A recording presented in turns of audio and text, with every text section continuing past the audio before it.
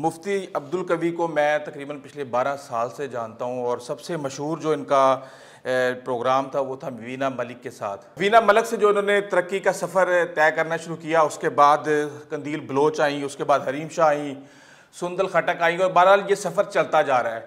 اس کے درمیان میں انہوں نے کافی وعدے وعید بھی کیے کہ آج کے بعد کوئی سیلفی نہیں ہوگی، سیلفی کے بعد آج ہی انہوں نے ایک اہم اعلان کیا ہے۔ ان کا ایک خاص پیغام ہے، یہ ہم اس ویڈیو کے بعد میں آپ کو سنائیں گے کہ کسی بھی محترمہ کے ساتھ یہ اب انٹرویو نہیں کریں گے۔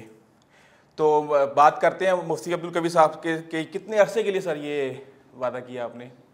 بسم اللہ الرحمن الرحیم۔ دیکھیں جی، انسان کی زندگی کے اندر کچھ مراحل ایسے آتے ہیں، یا یوں کہہ دیں کہ غیب کی طرف سے کچھ اشارات آپ کو ایسے ملتے ہیں، یا قرآن و سنت کی روشنی کے اندر کوئی آیت، کوئی حدیث مبارک آپ کے ذہن کے سامنے آتی ہے، تو اسی کی وجہ سے انسانی